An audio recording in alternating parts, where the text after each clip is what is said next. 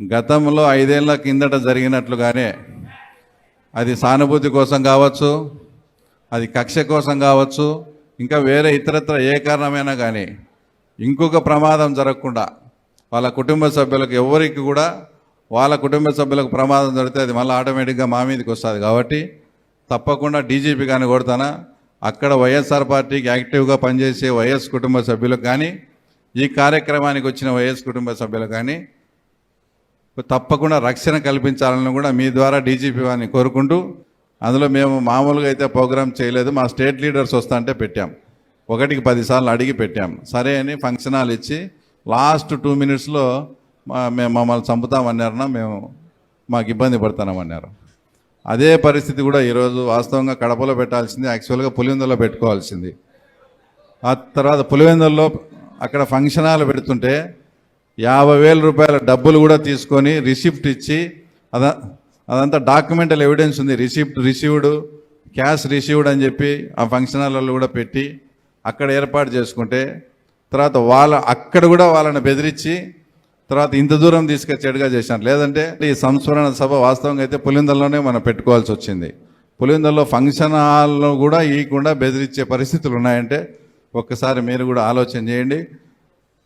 ఇవన్నీ ఆ తర్వాత ఆలోచించి తర్వాత వీళ్ళు కూడా అంత ఫ్యామిలీ మెంబర్స్ కూడా కూర్చొని ఏదైనా కూడా ఒక ప్రజా కోర్టులలో అంతిమంగా న్యాయస్థానంలో ఏదైనా న్యాయం జరగనప్పుడు ఆ తర్వాత ఖచ్చితంగా ప్రజా కోర్టులకు వచ్చి ప్రజల్నే మీరు అంటే మీకు జరిగిన అన్యాయం కావచ్చు, ఆ కేసును మా మీద వేసి ఆ తర్వాత ఎట్లంటే మమ్మల్ని ఇబ్బంది పెట్టారంటే వాళ్ళు చేసిన నేరాన్ని తప్పిపుచ్చుకోవడానికి తర్వాత అభాండాలు మా మీద వేయడము, అదేదంటే దేవుని దయ వలన అదృష్టం కొద్ది సిబిఐ ఎంక్వైరీకి వచ్చి ఇదంతా లేకుండా పోయింది.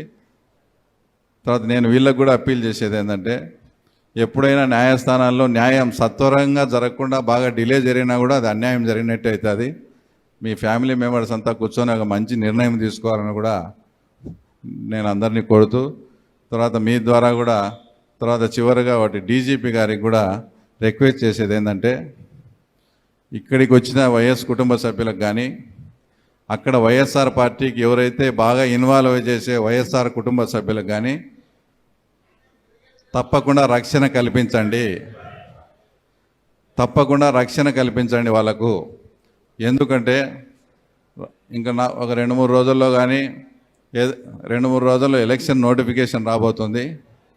గతంలో 5 ఏళ్ల కిందట జరిగినట్లుగానే అది సానుభూతి కోసం కావచ్చు, అది కక్ష కోసం కావచ్చు, ఇంకా వేరే ఇతరత్ర ఏ కారణమైనా కానీ ఇంకొక ప్రమాదం జరగకుండా వాళ్ళ కుటుంబ సభ్యులకు ఎవరికి కూడా వాళ్ళ కుటుంబ సభ్యులకు ప్రమాదం జరిగితే అది మళ్ళీ ఆటోమేటిక్గా మా మీదకి వస్తుంది. కాబట్టి తప్పకుండా డీజీపీ కానీ కొడతానా, అక్కడ వైఎస్ఆర్ పార్టీకి యాక్టివ్గా పనిచేసే వైఎస్ కుటుంబ సభ్యులకు కానీ, ఈ కార్యక్రమానికి వచ్చిన వైఎస్ కుటుంబ సభ్యులకు కానీ తప్పకుండా రక్షణ కల్పించాలని కూడా మీ ద్వారా డీజీపీ వారిని కోరుకుంటూ, ఈ అవకాశం ఇచ్చిన అందరికీ కూడా సెలవు తీసుకుంటున్నాను. Thank you.